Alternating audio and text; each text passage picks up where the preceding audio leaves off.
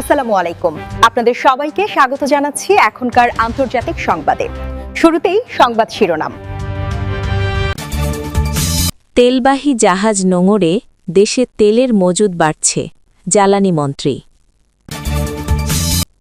২৬ মার্চে দেশব্যাপী কোনো আলোকসজ্জা করা যাবে না, স্বরাষ্ট্রমন্ত্রী। হাসিনাসহ ৮ জনের বিরুদ্ধে অভিযোগ গঠন শুনানি ৬ এপ্রিল। হাদি হত্যার প্রধান আসামি ফয়সাল করিমসহ ২ জন ভারতে গ্রেপ্তার। এতক্ষণ শুনছিলেন সংবাদ শিরোনাম, এখন বিস্তারিত। ২টি তেলবাহী জাহাজ নোঙরে দেশে তেলের মজুদ বাড়ছে, তবে রেশনিং করে চলতে বলে জানিয়েছেন বিদ্যুৎ ও জ্বালানি মন্ত্রী ইকবাল হাসান মাহমুদ টুকু। রোববার ৮ মে দুপুর জাতীয় প্রেসক্লাবের এক অনুষ্ঠানে জ্বালানি তেলের সর্বশেষ অবস্থা তুলে ধরে তিনি এই তথ্য জানান। উত্তরাঞ্চল ছাত্র ফোরামের উদ্যোগে এই অনুষ্ঠানটি হয় জাতীয় প্রেসক্লাব মিলনায়তনে। জ্বালানি মন্ত্রী বলেন, অলরেডি আজকে দুপুর ১১টায় একটা জাহাজ নোঙর নিয়েছে এবং আরেকটা জাহাজ ২টার সময় নোঙর নেওয়ার কথা। তাহলে এই ২টা জাহাজ এসে তেল ডেলিভারি করার পরে আমার মজুদটা আরও বাড়বে। কিন্তু এর অর্থ এই নয় যে আমরা যাচ্ছে তাইভাবে খরচ করব। আমরা রেশনিংটা চালিয়ে যাব যতদিন যুদ্ধ শেষ না হয় সেই পর্যন্ত। কেন তেলের রেশনিং করতে হবে তার ব্যাখ্যা দিয়ে জ্বালানি মন্ত্রী বলেন, এই যুদ্ধ কতদিন চলবে আমরা জানি না। আমার কাছে যে মজুদ আছে সেই মজুদটা সাশ্রয় করে ব্যবহার করার জন্য জনগণের কাছে আহ্বান জানিয়েছি এবং আমরা রেশনিং শুরু করেছি, কারণ আমরা কেউ জানি না যুদ্ধ কবে শেষ হবে। সেজন্য সব একবারে খেয়ে শেষ করার চাইতে চলার মতো ব্যবস্থা করে যদি আমরা চলি তাহলে আমরা দীর্ঘদিন চলতে পারব।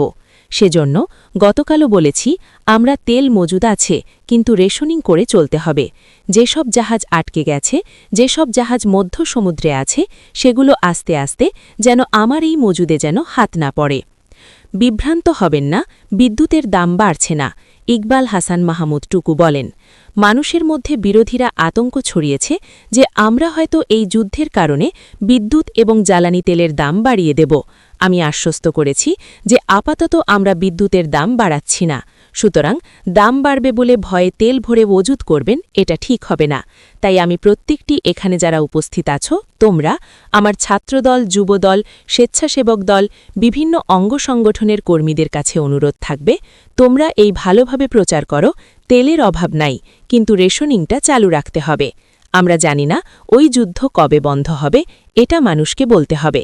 একই সঙ্গে জ্বালানি তেল যাতে চোরাচালানি কিংবা কালোবাজারে না যায় সেজন্য নেতাকর্মীসহ জনগণকে সজাগ থাকার আহ্বানও জানান জ্বালানি মন্ত্রী। ফ্যাসিস্ট সরকারের আমলে দেশের অর্থনীতির দুরাবস্থা, বিদ্যুৎ খাতের ভঙ্গুর অবস্থা তুলে ধরে ইকবাল হাসান মাহমুদ টুকু বলেন, একটা ভঙ্গুর অবস্থা, দেনাগ্রস্ত সিস্টেমকে আমরা পেয়েছি। ৭৬,০০০ কোটি টাকা বকেয়া সেই সিস্টেমকে আমরা ইনশাল্লাহ এখনও ভালো রেখেছি। আশা করি ভবিষ্যতেও এই সিস্টেম ভালো থাকবে। সুতরাং এসব করার জন্য আমাদেরকে সরকারের দেওয়া হয়েছে যে আমাদের ভোট দিয়েছে তাদের কাছেও আমাদের আবেদন থাকবে। তাদের সহযোগিতা দরকার। জনগণের সহযোগিতা না থাকলে সরকার স্মুথলি রান করতে পারে না।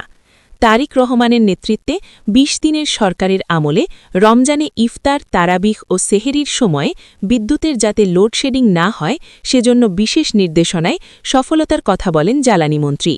অনুষ্ঠানে প্রধানমন্ত্রীর অতিরিক্ত প্রেস সচিব আতিকুর রহমান, সাংসদ আমিরুল ইসলাম খান আলিম, স্বেচ্ছাসেবক দলের সাংগঠনিক সম্পাদক নাজমুল হাসান, ছাত্রদলের সাবেক সভাপতি ফজলুর রহমান সহ উত্তরাঞ্চলে ছাত্র ফোরামের নেতারা বক্তব্য রাখেন।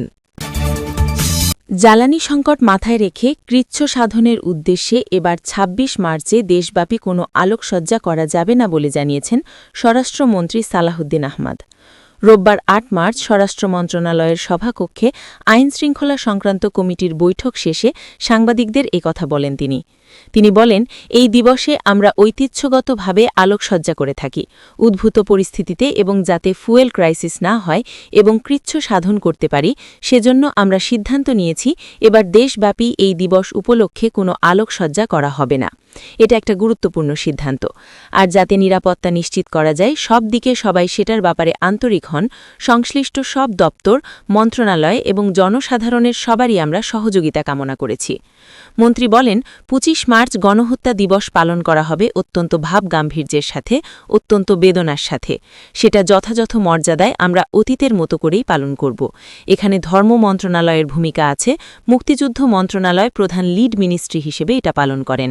স্বরাষ্ট্র মন্ত্রণালয়ের দায়িত্ব হচ্ছে আমরা নিরাপত্তার সব বিষয়াদি দেখাশোনা করব।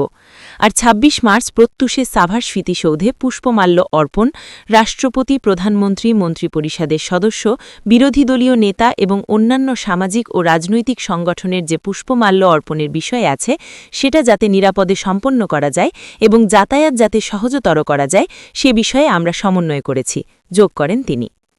সালাহুদ্দিন আহমদ বলেন, আমরা বিশেষ করে মনোযোগ দিয়েছি ঈদের আগে ঈদ যাত্রার সময় যাতে বিভিন্ন রকম সমস্যার সৃষ্টি না হয়। আমরা সেটা প্রিকশনারি ব্যবস্থা হিসেবে কিছু মেজার্স নিয়েছি।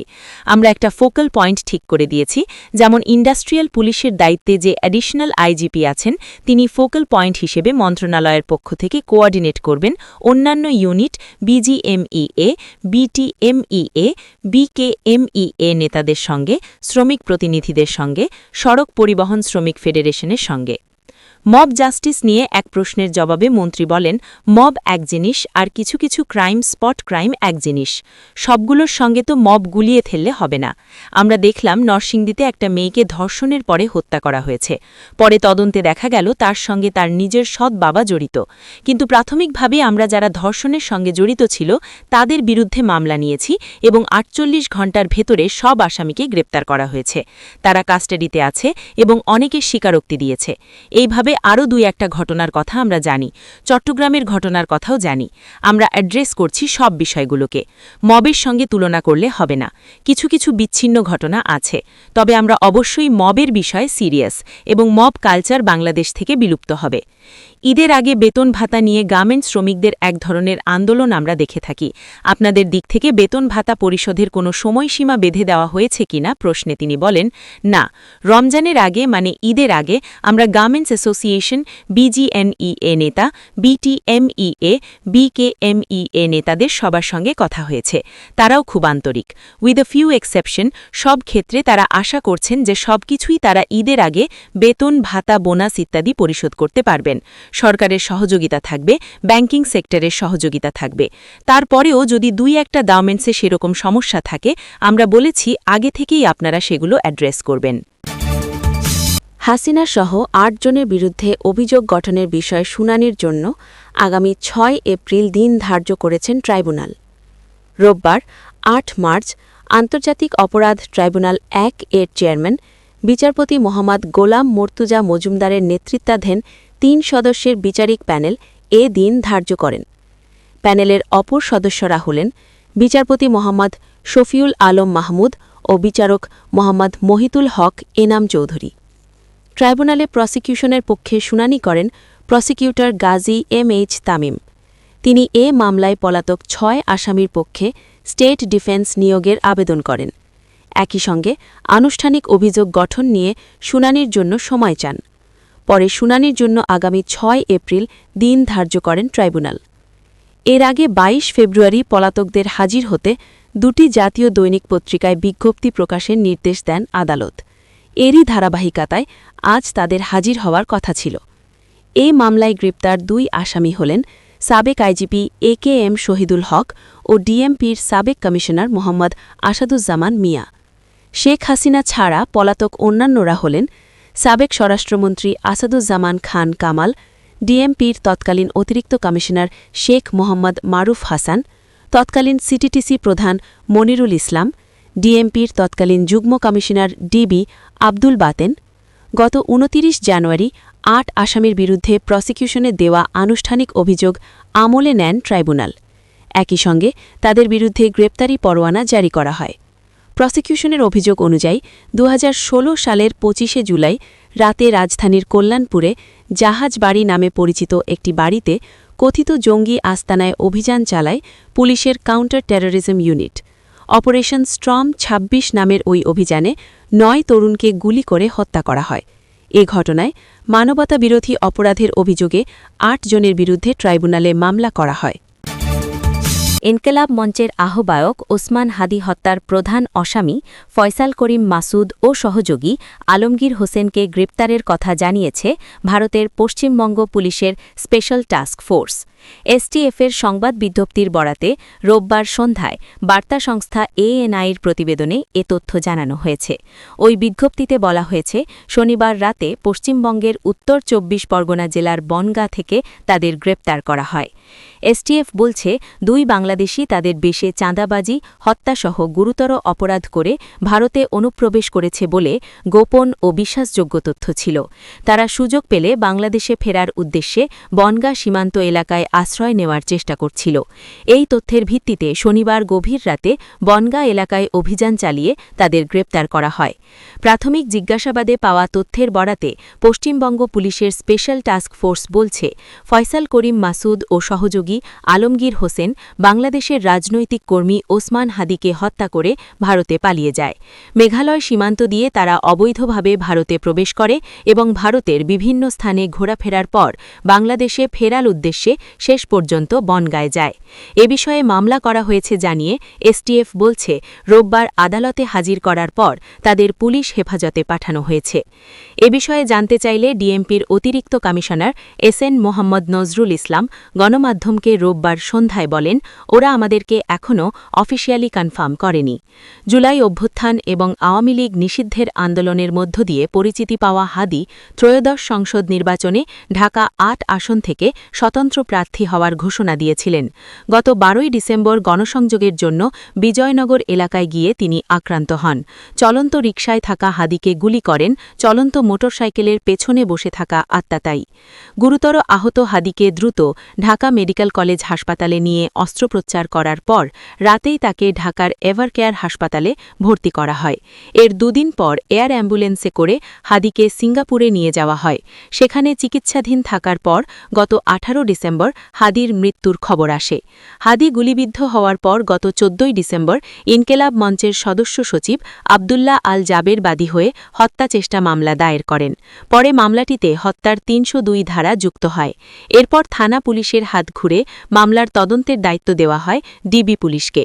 তদন্ত শেষে সাবেক ওয়ার্ড কাউন্সিলর তাইজুল ইসলাম চৌধুরী বাপ্পি, সাবেক ছাত্রলীগ কর্মী ফয়সাল করিম মাসুদ সহ ১৭ জনকে আসামি করে গত ৬ জানুয়ারি হাদি হত্যা মামলার অভিযোগপত্র দেয় ডিবি পুলিশ।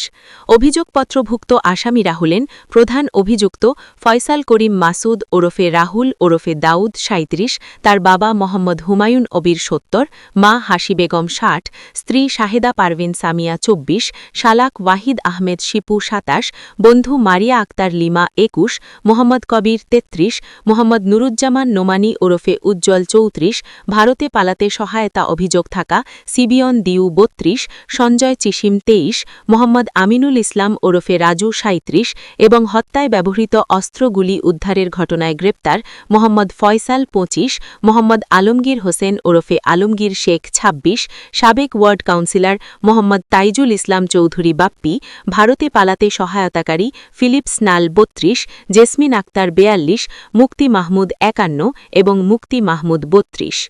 এদের মধ্যে শেষের ৩ জন পলাতক রয়েছেন। হাদি হত্যা মামলায় ১৭ জনকে অভিযুক্ত করে গত ৬ জানুয়ারি অভিযোগপত্র দেয় ডিবি পুলিশ, কিন্তু অভিযোগপত্রে সন্তুষ্ট নয় ইনকেলাব মঞ্চ। গত ১২ জানুয়ারি মামলাটি শুনানির জন্য ছিল। মামলার বাদী আবদুল্লাহ আল জাবের সেদিন অভিযোগপত্র পর্যালোচনার জন্য ২ দিন সময় চান। আদালত তা মঞ্জুর করে ১৫ জানুয়ারি অভিযোগপত্র গ্রহণের দিন ঠিক করেন। সেদিন ডিবি পুলিশের দেওয়া অভিযোগপত্র নিয়ে অসন্তোষ জানিয়ে নারাজি দাখিল করেছে ইনকেলাব মঞ্চের সদস্য সচিব আবদুল্লাহ আল জাবের। পরে আদালত মামলাটি সিআইডিকে তদন্তের নির্দেশ দেয়। অভিযোগপত্রে তদন্তকর্মী ডিবি পুলিশের পরিদর্শক ফয়সাল আহমেদ বলেছেন, আসামিদের রাজনৈতিক পরিচয় এবং বিভিন্ন সময় হাদির দেওয়া রাজনৈতিক বক্তব্য বিশ্লেষণ করে প্রাথমিকভাবে বোঝা গেছে যে রাজনৈতিক প্রতিহিংসার কারণেই হাদিকে গুলি করে হত্যা করা হয়। এছাড়া আসন্ন ত্রয়োদশ সংসদ নির্বাচনকে বাধাগ্রস্ত করতে এবং ভোটারদের মধ্যে ভয়ভীতি তৈরি করতেই আসামি ফয়সাল করিম মাসুদ ও তার সহযোগীরা পূর্ব পরিকল্পিতভাবে হাদির নির্বাচনী প্রচারে অনুপ্রবেশ করে বলে অভিযোগপত্রে তুলে ধরা হয়।